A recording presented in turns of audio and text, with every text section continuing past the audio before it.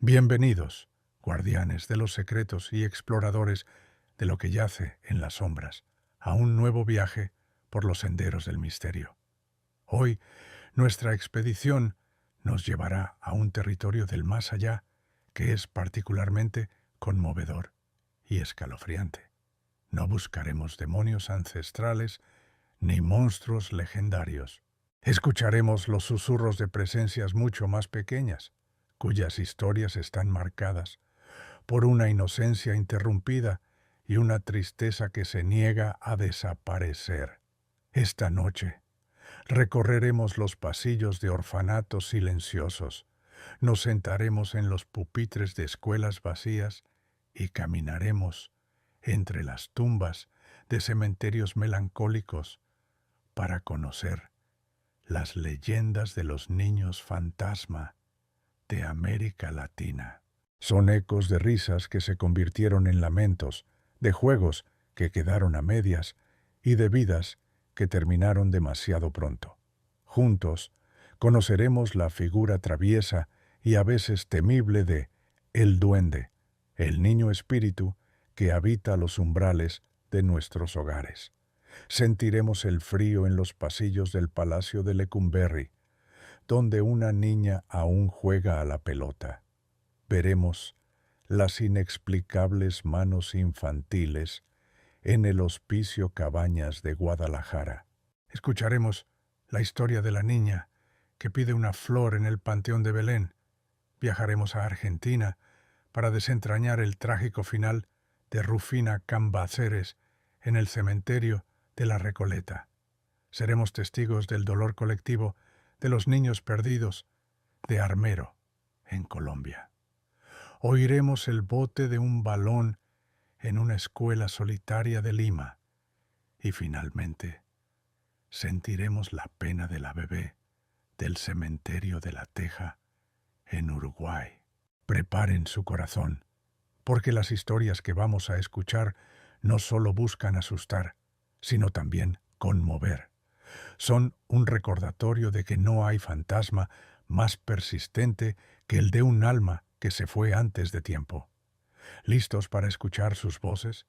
Entonces, guarden silencio y presten atención. Capítulo 1. El duende, el guardián travieso de los umbrales.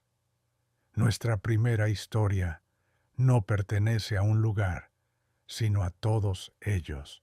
Habita en el umbral entre la civilización y la naturaleza, entre lo visible y lo invisible. Es una figura tan común en el folclore de América Latina que casi toda familia tiene una historia sobre él. Hablamos de el duende. Imaginen una casa de campo al atardecer. El sol se oculta tras las montañas y la casa se va llenando de sombras. Se escuchan los sonidos de la noche que despierta. De repente, desde la cocina, se cae una cuchara sin que nadie la toque. Un objeto que dejaste en la mesa aparece en el suelo. Sientes una presencia pequeña, rápida, que se mueve justo en el borde de tu visión. No es una rata ni una corriente de aire. Es el duende, el espíritu niño, travieso y a veces malévolo, que ha decidido hacer de tu casa su patio de juegos. El origen de la figura del duende es una fascinante mezcla de creencias europeas y precolombinas. Los conquistadores trajeron consigo las historias de los duendes, gnomos y trasgos del folclore celta e ibérico. Pero en América, esta figura se fusionó con creencias locales sobre espíritus de la naturaleza y, más importantemente, con una idea profundamente arraigada y trágica: el alma de los niños que mueren sin ser bautizados. En la teología católica popular, estos niños, al no poder entrar en el cielo por carecer del sacramento, pero siendo demasiado inocentes para ir al infierno, quedaban atrapados en un limbo, un estado intermedio. Se creía que sus almas vagaban por la tierra, a menudo buscando una figura materna o un hogar. Con el tiempo, Estas almas del limbo se transformaron en los duendes, seres de apariencia infantil, a veces descritos como niños pequeños con un gran sombrero, otras como enanos viejos con cara de niño, condenados a una existencia de travesuras eternas. Las manifestaciones del duende son variadas y dependen de su humor. En su faceta más benévola, es un simple bromista.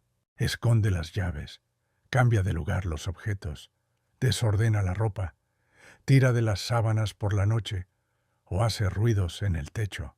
Sus risas infantiles se pueden escuchar en habitaciones vacías. Le encanta trenzar las crines de los caballos, dejando nudos tan apretados que son imposibles de deshacer. Sin embargo, el duende también tiene un lado oscuro. Si se siente ofendido o si se encapricha de alguien, sus travesuras se vuelven maliciosas. Puede hacer que la comida se agrie, que los animales se enfermen o que las personas sufran pequeños accidentes. Es especialmente conocido por su obsesión con las mujeres jóvenes de cabello largo, a quienes persigue invisiblemente, susurrándoles al oído y tirando de su ropa. Si la mujer no cede a sus cortejos, puede llegar a enfermarla de pena o de miedo. También se dice que intenta robar a los bebés recién nacidos para reemplazarlos con un cambiante o simplemente para tener un compañero de juegos. Si tienes un duende en casa, nunca lo insultes, pero tampoco le muestres demasiado agrado. Advierten los abuelos en las zonas rurales. Hay que tratarlo con indiferencia. Se dice que hay varias formas de ahuyentarlo. Como es un ser asociado a lo pagano, los símbolos religiosos como crucifijos y agua bendita lo repelen. Otros remedios populares son más curiosos. Se dice que odia el ruido de las cuerdas de un instrumento musical, por lo que dejar una guitarra en una habitación puede mantenerlo alejado. También se cuenta que dejarle un plato con granos de mostaza o sal lo distrae, ya que su naturaleza obsesiva lo obliga a contarlos uno por uno, olvidándose de sus travesuras. La advertencia es clara. La presencia de un duende puede parecer un juego, pero es un juego con un espíritu del limbo, un alma solitaria y caprichosa, cuya compañía es siempre peligrosa. El duende es la personificación de lo inexplicable en el hogar, el espíritu que llena los silencios con una presencia a la vez infantil y ancestral. Es el recordatorio de que nuestras casas no solo nos pertenecen a nosotros, sino que a veces compartimos el espacio con seres que viven en las grietas de nuestra realidad. Y nos deja con una pregunta inquietante. Cuando algo se pierde en tu casa y reaparece en el lugar más ilógico, ¿fue un simple despiste o el juego de un pequeño fantasma que te observa desde las sombras? Capítulo 2. La niña del palacio de Lecumberri. Nuestro siguiente destino es un edificio de una arquitectura tan imponente como su historia es sombría. Nos encontramos en la Ciudad de México, frente al Palacio de Lecumberri.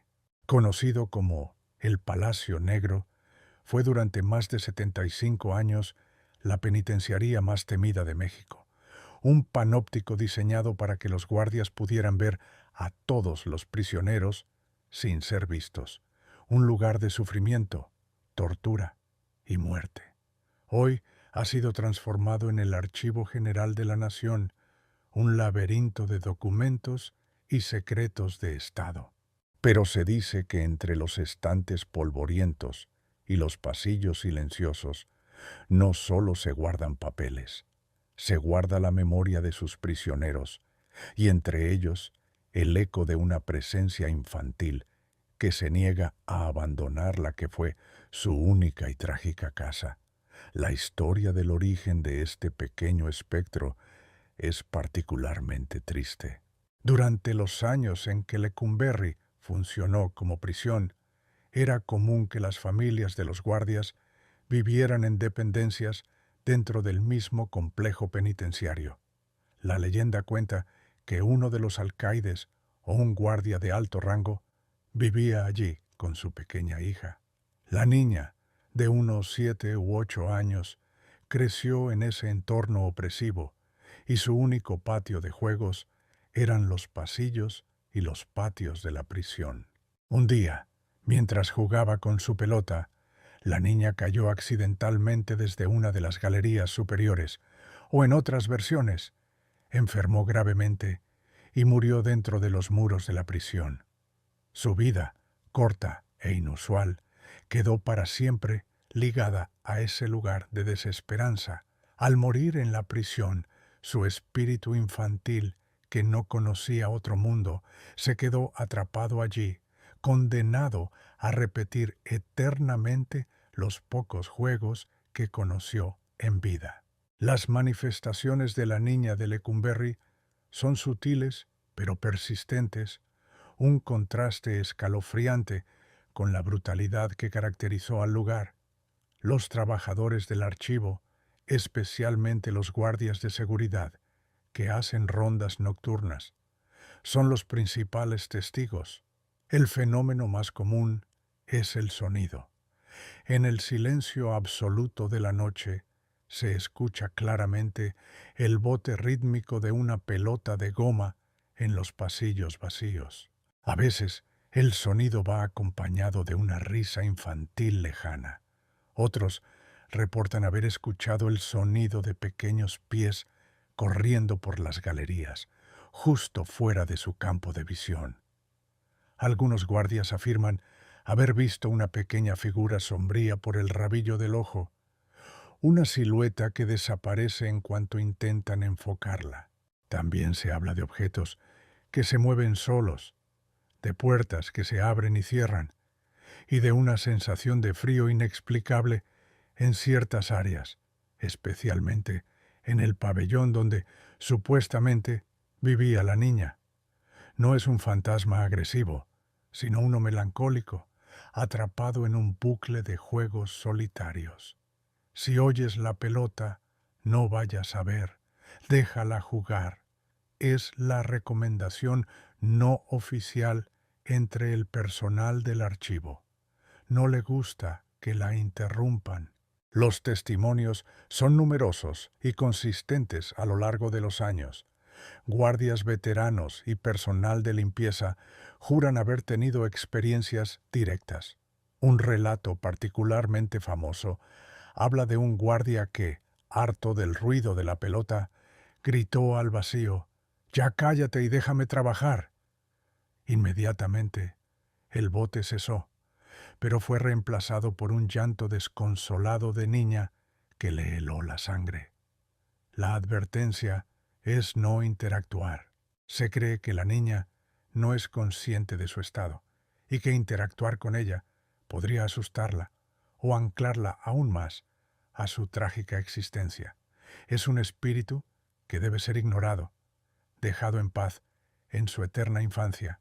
El fantasma de la niña de Lecumberri es un poderoso recordatorio de que, incluso en los lugares más oscuros, marcados por la violencia de los adultos, pueden quedar atrapados los ecos más puros de la inocencia.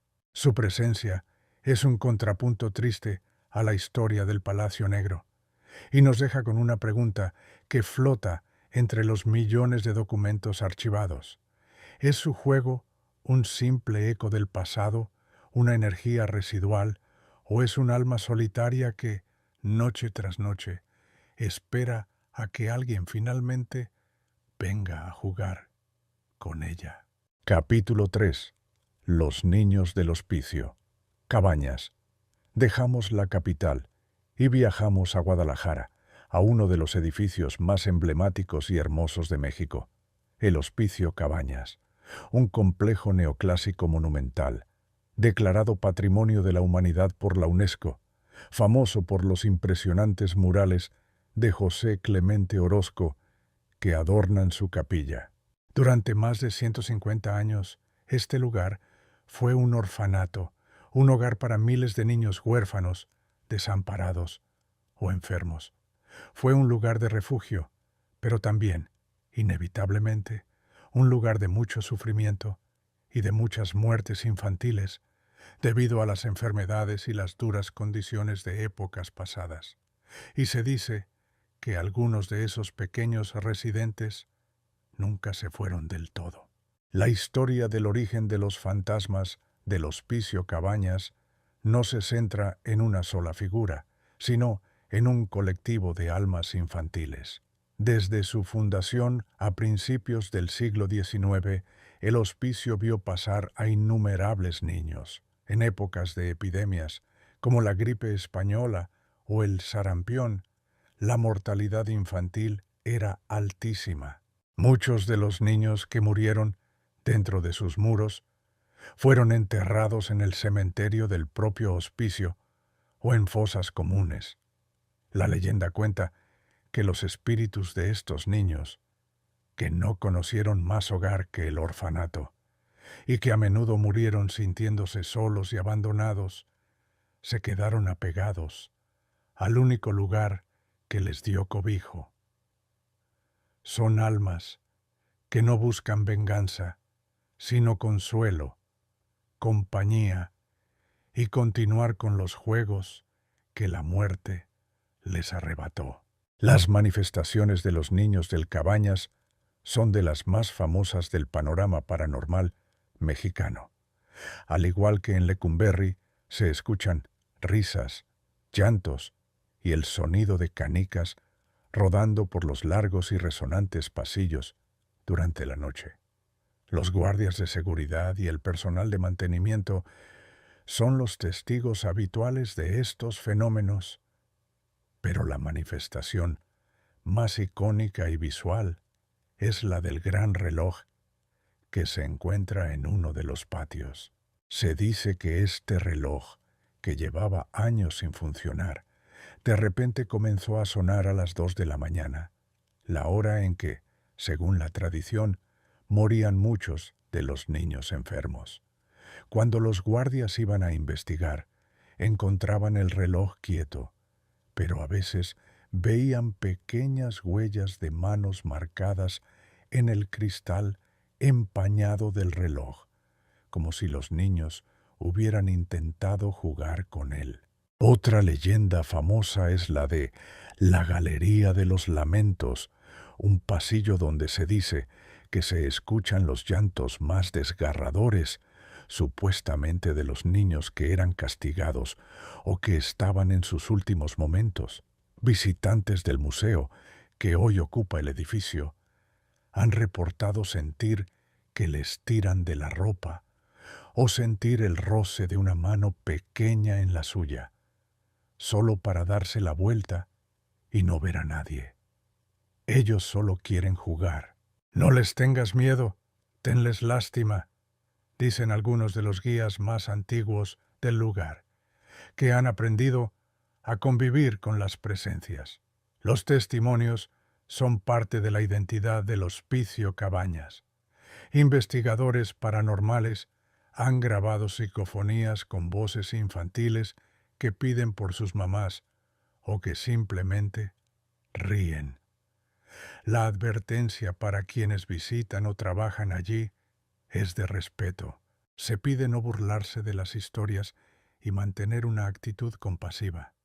Se cree que estos espíritus son inofensivos, pero que su tristeza es inmensa. Dejar un juguete o un dulce en uno de los patios es visto por algunos como una ofrenda para calmar sus almas inquietas. Los niños, fantasma del Hospicio Cabañas, son un testimonio conmovedor del pasado del edificio. Son el alma de un lugar que, a pesar de la belleza de su arquitectura y su arte, fue escenario de innumerables tragedias silenciosas. Y nos dejan con una pregunta que resuena bajo los majestuosos murales de Orozco. Cuando escuchamos una risa en un pasillo vacío, estamos presenciando un fenómeno paranormal, ¿O es simplemente la memoria de la piedra que se niega a olvidar la alegría y el dolor de los miles de niños que llamaron a este lugar su hogar? Capítulo 4. La niña del Panteón de Belén. Permanecemos en Guadalajara, pero nos trasladamos del hogar de los huérfanos a su lugar de descanso final. Nos encontramos a las puertas del Panteón de Belén, uno de los cementerios más antiguos y embrujados de México. Imaginen un camposanto del siglo XIX con mausoleos góticos y neoclásicos que se desmoronan, estatuas de ángeles que lloran lágrimas de moho y árboles centenarios cuyas raíces han levantado las lápidas. El aire es denso, cargado de historia y de una profunda melancolía. Y entre sus tumbas más famosas se encuentra la de un niño, una tumba que es el centro de una de las leyendas de fantasmas infantiles más queridas y tristes del país, la tumba de Nachito, o la leyenda de la niña que pide una flor. La historia de origen, aunque a veces se confunde entre un niño, Nachito, y una niña, se centra en un trágico miedo infantil. La versión más conocida es la de Ignacio Torres Altamirano, Nachito, un niño que murió en la década de 1880. Nachito tenía una fobia terrible y paralizante, la nictofobia, el miedo a la oscuridad. Su pánico era tan extremo que sus padres tenían que dejar varias velas y lámparas encendidas en su habitación para que pudiera dormir. Una noche, una tormenta apagó las luces y el niño, despertando en la oscuridad total, sufrió un infarto fulminante a causa del terror. Sus padres, devastados, lo enterraron en el Panteón de Belén, pero la tragedia no terminó ahí. A la mañana siguiente, el cuidador del cementerio encontró el ataúd de Nachito fuera de su tumba, sobre la tierra. Pensando que era obra de vándalos, lo volvió a enterrar. Pero al día siguiente ocurrió lo mismo. Y así, durante 10 noches seguidas, el ataúd aparecía desenterrado cada mañana.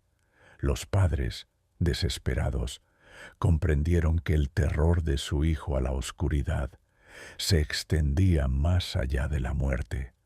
No soportaba estar enterrado en la negrura de la tierra. Finalmente, decidieron construirle una tumba especial, un sarcófago de piedra que descansa sobre la superficie, con aberturas en las esquinas para que la luz del sol y de la luna pudieran entrar y tranquilizar su espíritu. Las manifestaciones de Nachito son las de un niño juguetón y agradecido. Se dice que su espíritu todavía vaga por el cementerio por la noche, buscando compañía. Los guardias y los visitantes de los tours nocturnos han reportado escuchar risas infantiles cerca de su tumba. Pero el fenómeno más famoso es el de los juguetes. La gente, conmovida por su historia, comenzó a dejarle juguetes sobre su tumba para que no se sintiera solo. Y se cuenta que por las mañanas los juguetes aparecen movidos de lugar, como si el pequeño Nachito hubiera estado jugando con ellos durante la noche. En la variante de la leyenda que habla de una niña llamada Ifigenia, la historia es similar. Una niña que amaba las flores es enterrada, y su espíritu se le aparece a los visitantes para pedirles una flor para su tumba. Si la persona se la da, la niña sonríe y desaparece. Si se niega, sufre de mala suerte. En ambos casos, el fantasma no es malévolo, sino un alma infantil que busca las pequeñas alegrías que tuvo en vida. Si vienes a Belén, no te olvides de traerle un juguete a Nachito. Es la recomendación que se ha convertido en una tradición. La tumba de Nachito está permanentemente cubierta de carritos, pelotas, peluches y dulces que los visitantes le dejan. Es una de las tumbas más visitadas del panteón.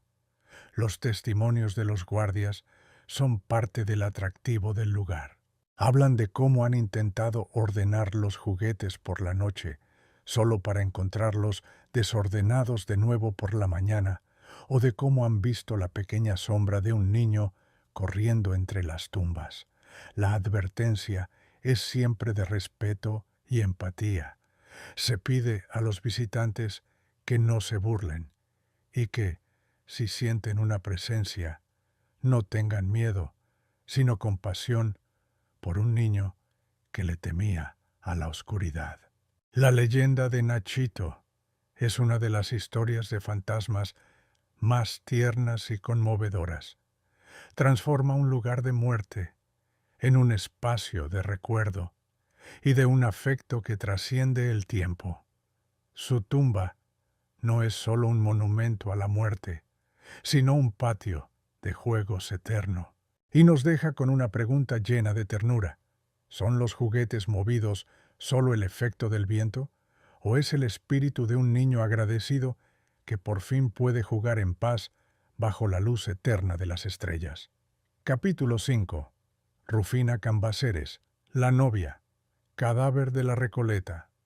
Dejamos México y volamos hacia el sur, a Buenos Aires, Argentina, a uno de los cementerios más opulentos y aristocráticos del mundo, el cementerio de la Recoleta.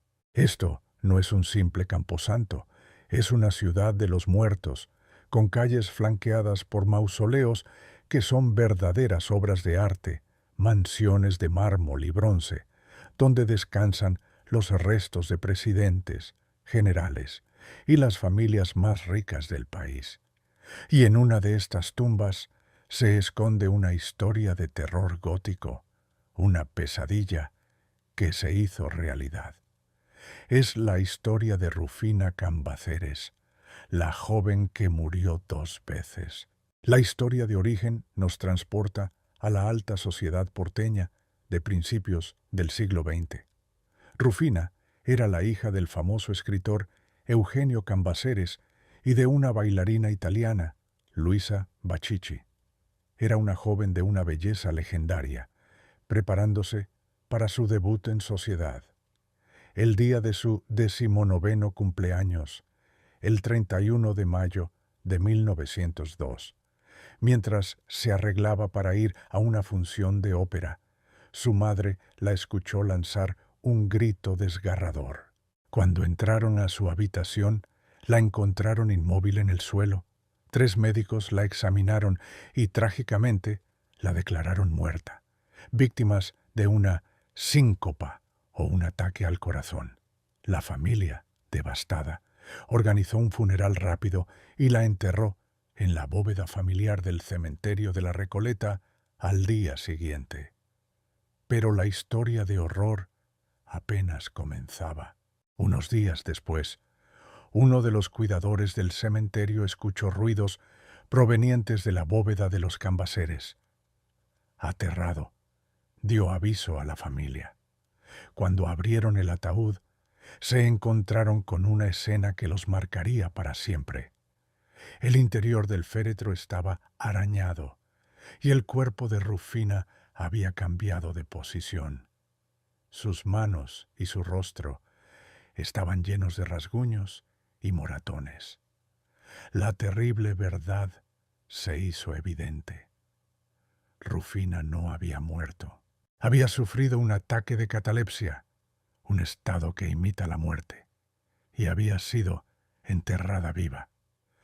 Despertó en la oscuridad asfixiante de su propio ataúd y murió por segunda vez, de asfixia y del terror de su espantosa situación. Las manifestaciones del espíritu de Rufina son las de un alma atormentada que no puede encontrar la paz. Se dice que su fantasma, conocido como la Dama de Blanco de la Recoleta, vaga por las calles del cementerio durante la noche. Los guardias y los visitantes que se han quedado hasta tarde han reportado ver la figura etérea de una joven con un vestido blanco que camina tristemente entre las tumbas y luego se desvanece al acercarse a su propio mausoleo. Otros han escuchado sus lamentos y los sonidos de alguien arañando la madera, un eco eterno de su desesperada lucha por escapar. Su mausoleo, una impresionante obra de arte Art Nouveau, muestra una escultura de ella, de tamaño natural, abriendo la puerta de su propia tumba, como si su espíritu intentara salir. Se dice que a veces la manija de bronce de la puerta está inexplicablemente fría, incluso en los días más calurosos, como si el frío de la tumba emanara de ella. No te quedes en la Recoleta después del atardecer, que las almas en pena salen a caminar. Es una advertencia común entre los porteños. La historia de Rufina es una de las más contadas por los guías del cementerio. Su tumba es un punto de peregrinación para los amantes de lo macabro y lo paranormal. Los testimonios de los guardias son consistentes a lo largo de las décadas. La sensación de una tristeza abrumadora cerca de su bóveda y la visión fugaz de una figura blanca que desaparece entre las sombras. La advertencia es de un profundo respeto. Su historia no es un simple cuento de fantasmas, es una tragedia humana documentada, y su espíritu, si vaga por allí, lo hace por el trauma inimaginable que sufrió. La leyenda de Rufina Cambaceres es la encarnación de uno de nuestros miedos más primarios, ser enterrado vivo. Su historia convierte la belleza opulenta de la Recoleta en un escenario de terror gótico. Y nos deja con una pregunta que hiela el alma. Si el espíritu de una persona está atado al lugar de su mayor trauma, ¿puede haber un fantasma más justificado para vagar eternamente que el de alguien que despertó en su propia tumba? Capítulo 6. Los niños perdidos de Armero, Colombia. Ahora, nuestro viaje nos lleva a un lugar donde la leyenda paranormal se funde con la memoria de una de las peores tragedias naturales de la historia reciente de América Latina. Nos dirigimos a Colombia, a las ruinas de la ciudad de Armero. Imaginen un vasto campo de lodo seco y gris, salpicado de cruces, lápidas improvisadas y los restos de edificios que emergen de la tierra como los huesos de un esqueleto. Esto no es un pueblo fantasma por abandono, es una tumba masiva. El 13 de noviembre de 1985, una erupción del volcán Nevado del Ruiz derritió parte de su glaciar, provocando un lajar gigantesco que descendió por el valle y sepultó la próspera ciudad de Armero en cuestión de minutos, matando a más de 23.000 de sus 29.000 habitantes, y entre ellos a miles de niños. La historia del origen de los fantasmas de Armero no es un mito antiguo, sino el trauma colectivo de una nación. La tragedia fue especialmente cruel con los niños. Muchos estaban en sus casas, durmiendo. Otros fueron separados de sus padres en el caos y la oscuridad. La historia de Omaira Sánchez, una niña de 13 años que quedó atrapada en el lodo durante 3 días, con el agua al cuello y cuya agonía fue transmitida al mundo entero, se convirtió en el símbolo del sufrimiento de Armero. Tras la tragedia, las historias de actividad paranormal comenzaron a surgir casi de inmediato. Los rescatistas, los periodistas y los pocos sobrevivientes que regresaban a buscar a sus seres queridos hablaban de escuchar voces infantiles llamando a sus padres desde el campo de lodo. Eran los ecos de los niños perdidos, cuyas almas, confundidas y asustadas, se quedaron atrapadas en el lugar donde sus vidas fueron arrancadas tan brutalmente. Las manifestaciones de los niños de Armero son profundamente tristes y perturbadoras. Los visitantes del camposanto en que se ha convertido Armero han reportado una amplia gama de fenómenos. El más común es el auditivo, risas, llantos y susurros de niños que parecen venir de la nada. Algunos afirman haber visto pequeñas figuras translúcidas corriendo y jugando entre las ruinas, solo para desvanecerse al ser observadas. Se habla de la sensación de pequeñas manos que tiran de la ropa o tocan el brazo, como un niño buscando atención. Uno de los relatos más recurrentes es el de los conductores que pasan por la carretera que atraviesa las ruinas por la noche.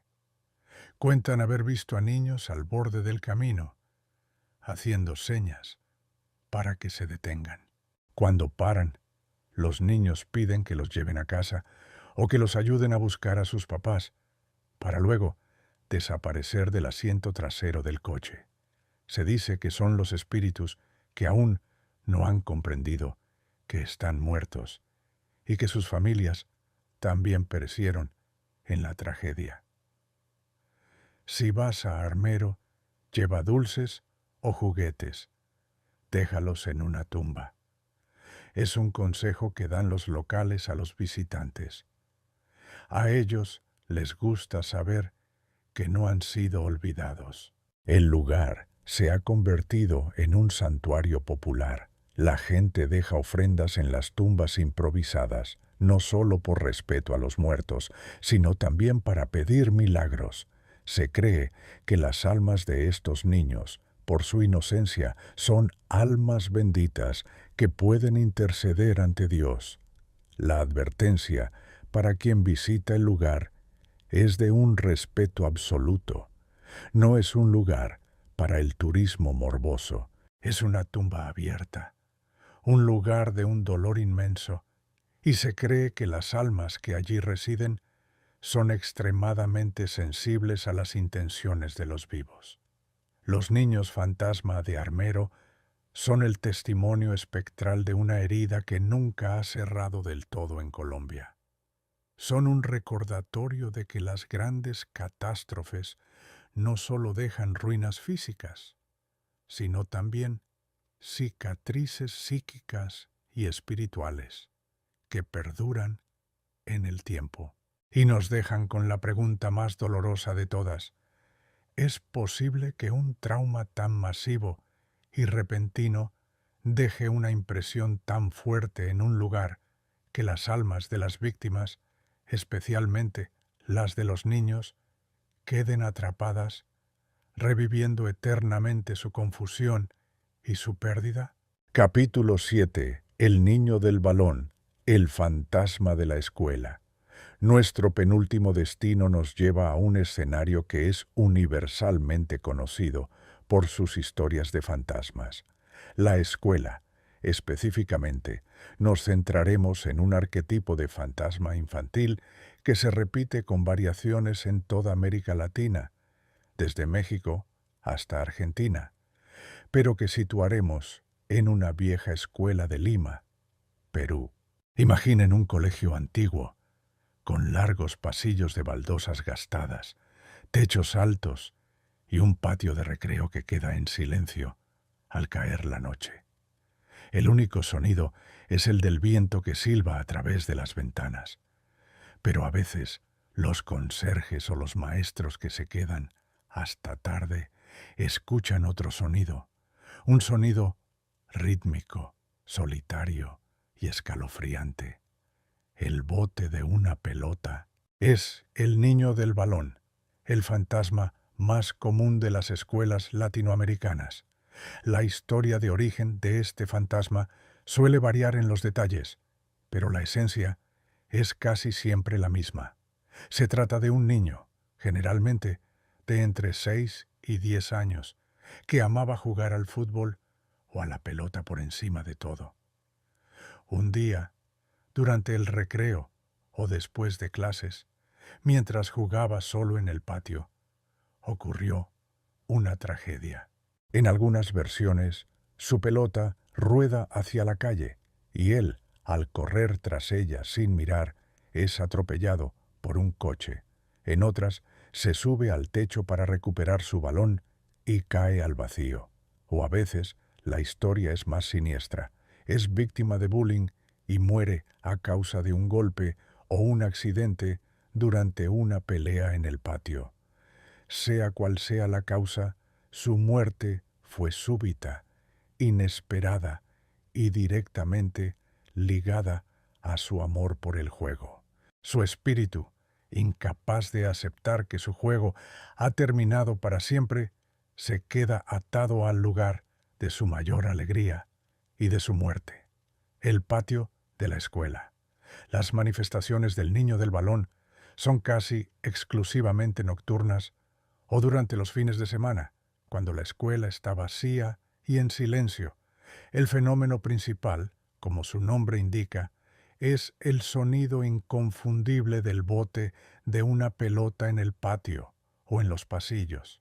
A veces es un bote lento y melancólico, otras veces es rápido y juguetón. El sonido parece moverse, acercándose y alejándose, pero si alguien va a investigar, el patio está siempre vacío y no hay ninguna pelota a la vista. En ocasiones, el sonido del bote va acompañado de risas infantiles o del sonido de pies corriendo. Los testigos más afortunados o desafortunados han reportado ver la figura translúcida de un niño pequeño con pantalones cortos, jugando solo en el patio, a menudo abrazando una pelota vieja. En cuanto se da cuenta de que lo observan, desaparece.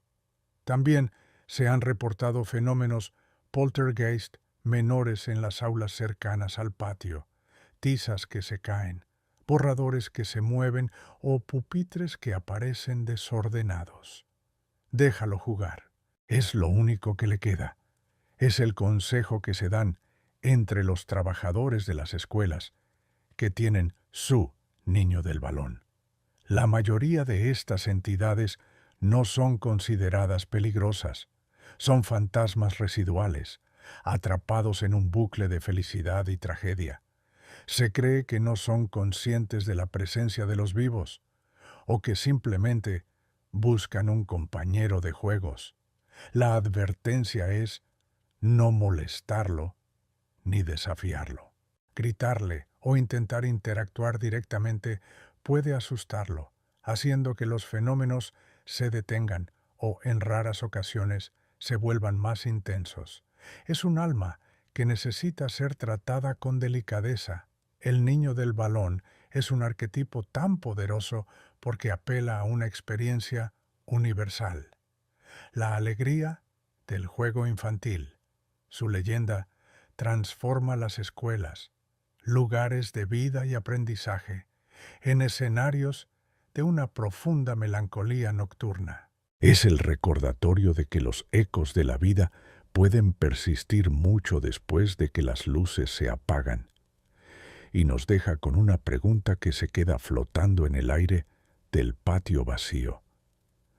Cuando se escuchan esos ruidos en la noche, ¿son solo los crujidos de un edificio viejo o es el espíritu de un niño que se niega a que suene el timbre final? Capítulo 8. La bebé del cementerio de La Teja, Uruguay. Nuestro último viaje nos lleva al cono sur, a Montevideo, Uruguay, a un cementerio de barrio, el cementerio de La Teja. No es un camposanto monumental como la Recoleta, sino un lugar más humilde, un reflejo de la comunidad obrera a la que sirve. Y aquí, en una pequeña tumba casi olvidada, reside una de las historias más desgarradoras y tiernas de nuestro recorrido. Es la leyenda de la bebé, un espíritu cuya única manifestación es un llanto que busca el consuelo que nunca tuvo. La historia del origen es trágica en su simplicidad. A principios del siglo XX, una joven pareja del barrio de La Teja tuvo una bebé. La niña, sin embargo, nació muy enferma o murió a los pocos días de nacer. Una tragedia muy común en aquella época. Sus padres, con el corazón roto, la enterraron en el cementerio local.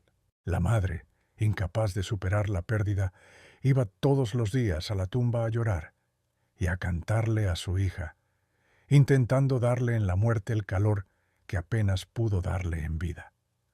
Pasaron los años, la madre envejeció y finalmente murió, reuniéndose, con suerte, con su hija en el más allá. Pero se dice que el espíritu de la bebé, tan pequeña y tan sola, se quedó en el cementerio, y que su llanto todavía se puede escuchar, esperando a la madre que ya no viene a consolarla. Las manifestaciones del fantasma de la bebé son puramente auditivas y profundamente emotivas. Los cuidadores del cementerio y la gente que vive en las casas aledañas son los principales testigos. En las noches tranquilas y silenciosas, especialmente cuando hay niebla o llovizna, se escucha claramente el llanto de un bebé recién nacido.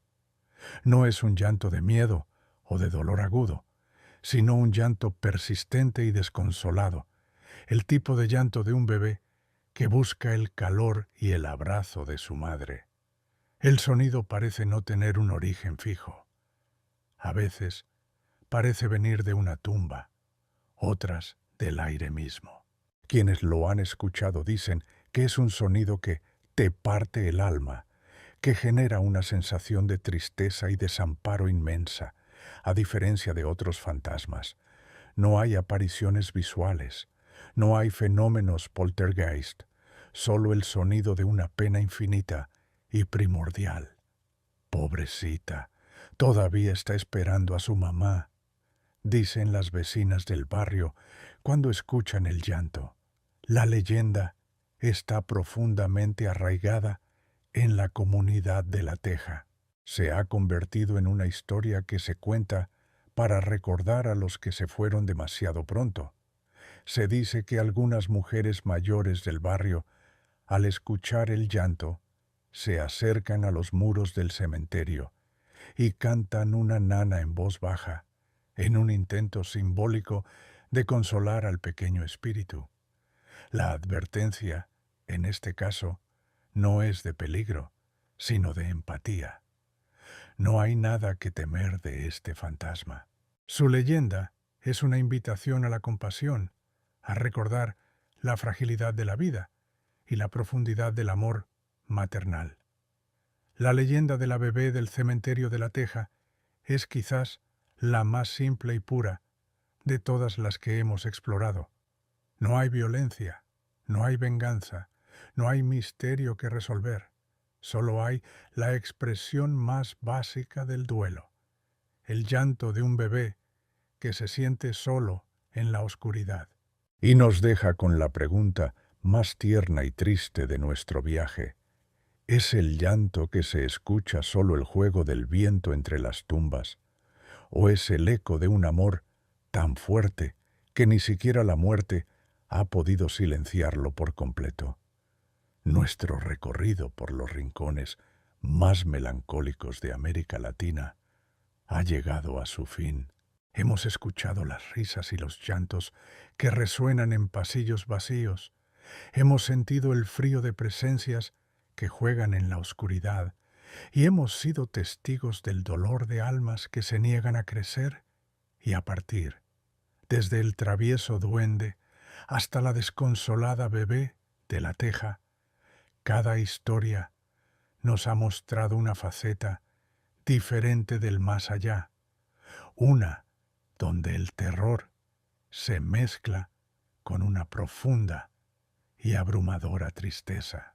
Estas leyendas de niños fantasma nos confrontan con nuestro miedo más primario, la pérdida de la inocencia.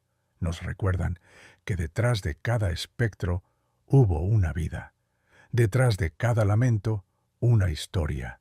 Y ahora les pregunto a ustedes, ¿son estas presencias simplemente el eco de una tragedia, una energía residual atrapada en los muros de un edificio o en la tierra de un cementerio?